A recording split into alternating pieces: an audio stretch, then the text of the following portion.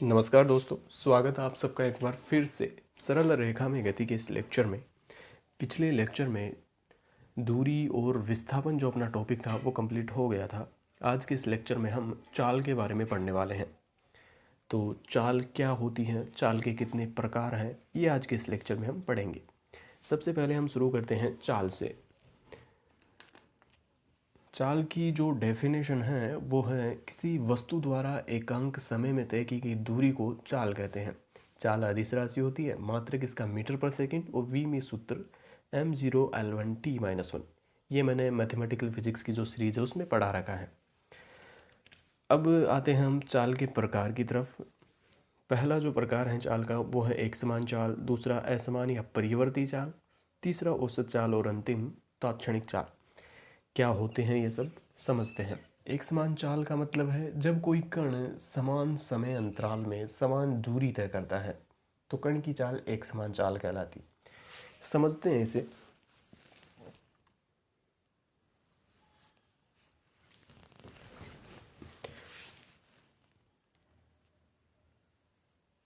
ये कोई पथ है जिस पर ये कार चल रही है।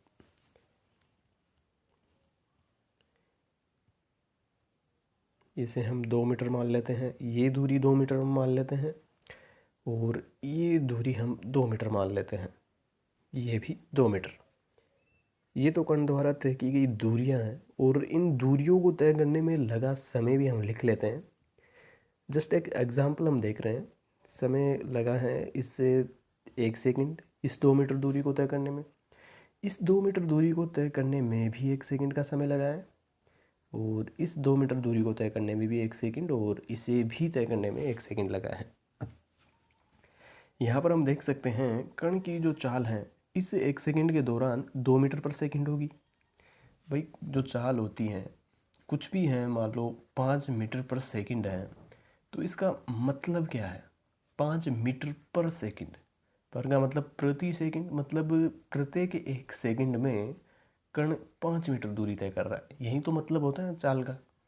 जैसे 10 मीटर पर सेकंड, तो इसका मतलब हो गया हर 1 सेकंड में कण 10 मीटर दूरी तय कर रहा है।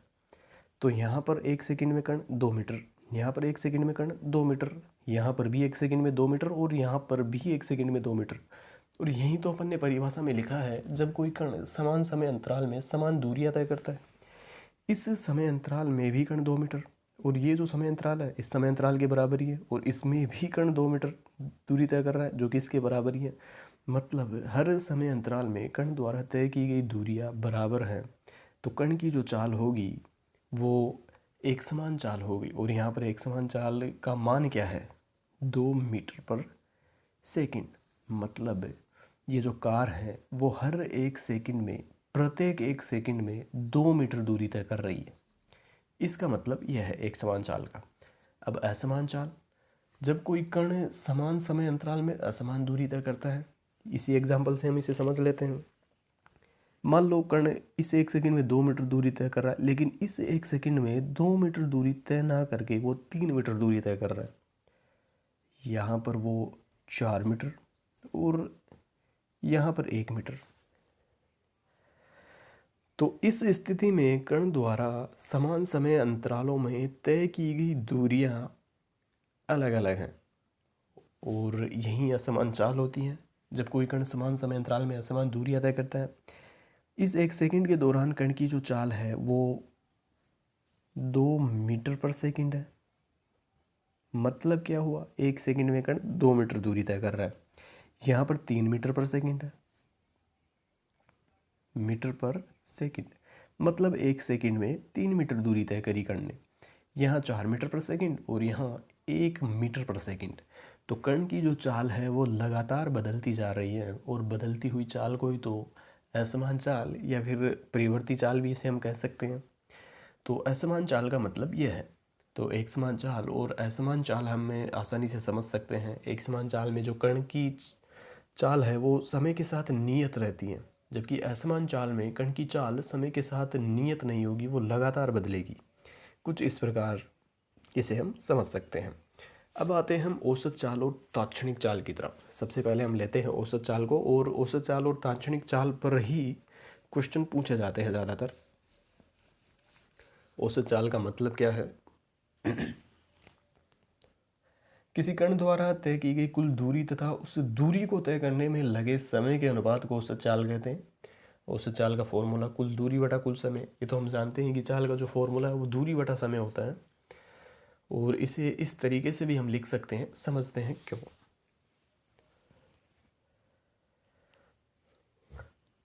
परिभाषा है औसत चाल की, किसी कण द्वारा तय की गई कुल दूरी तथा कुल समय के अनुपात को औसत चाल कहते हैं।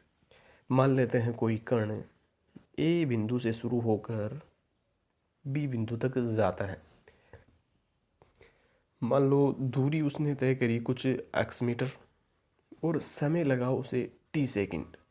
तो जो औसत चाल होगी वो इस दूरी और समय का अनुपात होगी, एक्स बटे टी मीटर पर सेकंड। लेकिन इस तरीके से मैंने इसे क्यों लिखा है, delta x by delta T? कई बार क्वेश्चन में हमको सीधे ये ना देकर स्थिति दी जाती है कण की। जैसे कण एक में गति की बात कर रहे हैं तो निर्देश तंत्र बना लेते हैं।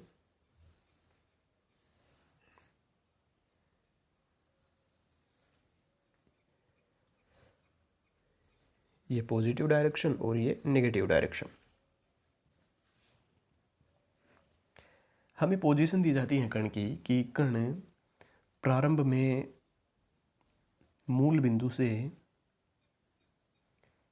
उसकी जो स्थिति है कण की वो है 2 मीटर, और बाद में इसे t1 समय पर, t1 समय का भी मान कुछ दे दिया जाता है हमें कि 2 सेकंड पर है 2 मीटर। और जब समय t2 होता है, मतलब मान लो 5 सेकंड, तो कण की स्थिति हो जाती है ये x2, और ये हम मान लेते हैं 8 मीटर। हाँ 8 मीटर हम मान लेते हैं इसे। तो कई बार स्थिति के रूप में दी जाती हैं, तो उस स्थिति में ये वाला फॉर्मूला हमें काम में लेना होता है, क्योंकि यहाँ पर कण द्वारा तय की गई दूरी क्या होगी भाई, 2 सेकंड से 5 सेकंड जब समय हुआ तो कण यहाँ से चलकर यहाँ पहुँच गया, तो कण ने दूरी कितनी तय की, ये तो स्थिति को बता रहा है। x1 2 मीटर, मतलब t1 बराबर 2 सेकंड पर कण मूल बिंदु से 2 मीटर की दूरी पर स्थित है। और जब समय t1 से बदलकर t2 हुआ, मतलब 2 सेकंड से बदलकर 5 सेकंड हुआ, तो कण यहाँ से यहाँ तक पहुँच गया, मतलब स्थिति हो गई 8 मीटर मूल बिंदु से। तो यहाँ दूरी हमें ये निकालनी पड़ेगी, और ये दूरी अगर आप ध्यान से देखोगे ये x2 माइनस x1 ही तो है। मतलब इस दूरी में से जो कि 8 मीटर है हमें दी हुई है स्थिति, ये 8 मीटर है। इस 8 मीटर में से ये पहले वाली स्थिति 2 मीटर, ये इसे यदि हम घटा देते हैं तो यहाँ से यहाँ तक की दूरी हमें मिल जाएगी, और ये क्या है, ये x2 माइनस x1 है। और इसी तरह से समय भी हम निकाल सकते हैं, t2 माइनस t1 होगा। कण कितने समय के लिए गति की, कण ने 3 सेकंड समय तो गति की ना, 2 सेकंड था t1 पर, और ये x1 जब स्थिति थी, और x2 स्थिति कब हुई, t2 बराबर 5 सेकंड पर। तो t2 माइनस t1 समय के लिए कण ने गति की, तो जो समय हम लेंगे वो t2 माइनस t1 लेंगे। तो यहाँ पर वही हमने लिखा है औसत चाल का formula delta x by delta T बराबर x2 माइनस x1 बटे t2 माइनस t1।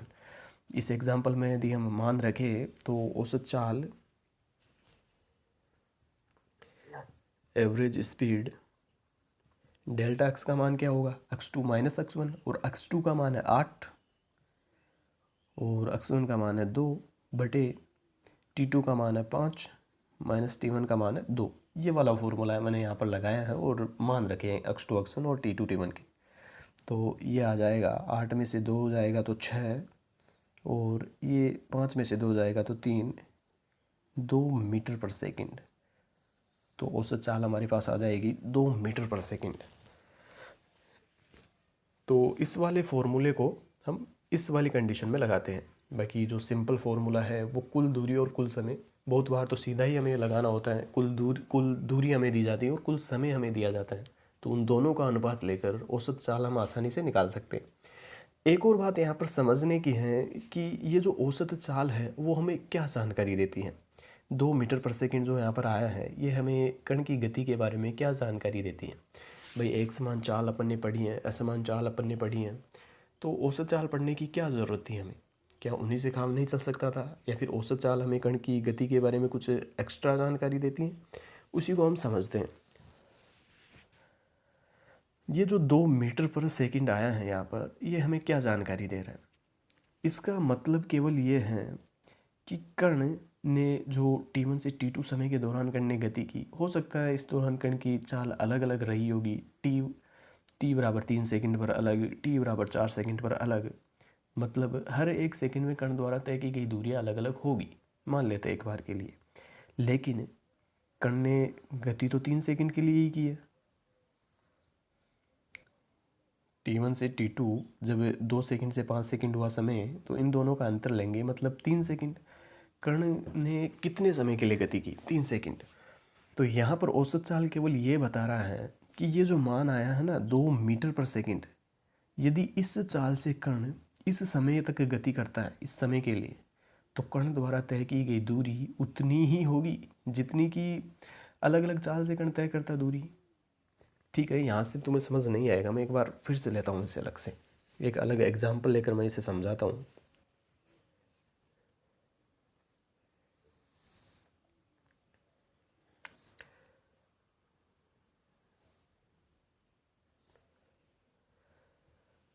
ये दूरी 2 मीटर में मान लेता हूँ, ये दूरी 4 मीटर मानते हैं, और इसे मैं मान लेता हूँ फिर से, चलो 1 मीटर लेते हैं इसे, 1 मीटर हम इसे ले लेते हैं। यहाँ समय लगा 1 सेकंड, यहाँ समय लगा 1 सेकंड, और यहाँ भी समय लगा है 1 सेकंड। मतलब ये जो दूरी तय की है कण ने 2 मीटर, वो 1 सेकंड में तय की है। यहाँ 1 सेकंड में कण 4 मीटर दूरी तय कर रहा है, यहाँ 1 सेकंड में कण 1 मीटर दूरी तय कर रहा है। तो इस गति के दौरान कण की जो चाल है वो 2 मीटर पर सेकंड है। यहाँ पर जो कण की चाल है वो 4 मीटर पर सेकंड है, और यहाँ 1 मीटर पर सेकंड है। यही हुआ इसका मतलब यहाँ कण 2 मीटर पर सेकंड से गति कर रहा है, यहाँ 4 मीटर पर सेकंड से, और यहाँ 1 मीटर पर सेकंड से। ए से बी तक की गति को हम देखें तो कण की चाल असमान चाल है, क्योंकि असमान चाल में ही कण की चाल अलग अलग होती है, या फिर कहे समान समय अंतराल में असमान दूरियां तय करता है कण, तो ये असमान चाल है। लेकिन औसत चाल हम निकाले तो औसत चाल क्या होती है? कुल दूरी और कुल समय का अनुपात। कुल दूरी में यदि यहाँ पर लूँ तो वो हो जाएगी 2 मीटर, 4 मीटर और 1 मीटर को जोड़ना पड़ेगा हमें यहाँ पर।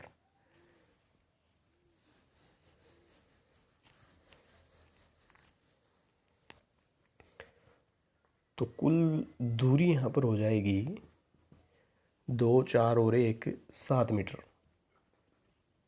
और कुल समय हो जाएगा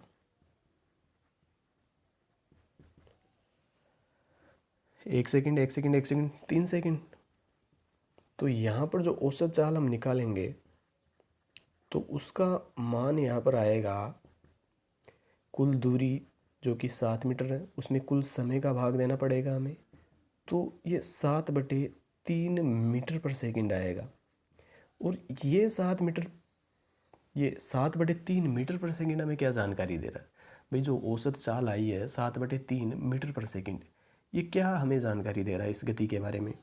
ये हमें केवल इतना बता रहा है, यदि कण इस चाल से, जो कि 7/3 मीटर पर सेकंड है, इस चाल से इस समय के लिए गति करे 3 सेकंड के लिए, तो कण द्वारा तय की गई दूरी उतनी ही होगी, मतलब ये 7 मीटर ही होगी, जबकि कण अलग अलग चालों से, इन चालों से दूरी तय कर रहा है।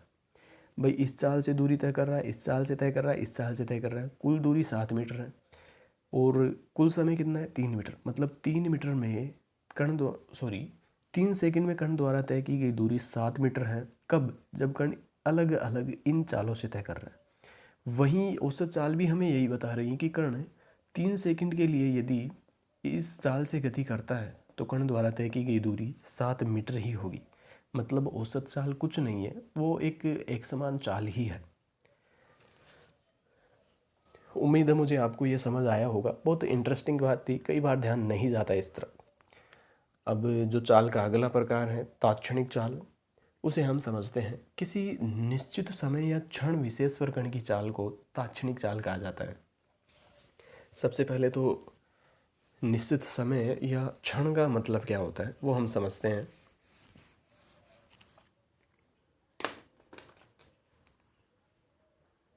क्षण क्या होता है? ये होता है समय का एक छोटा भाग होता है, समय का मापा जा सकने वाला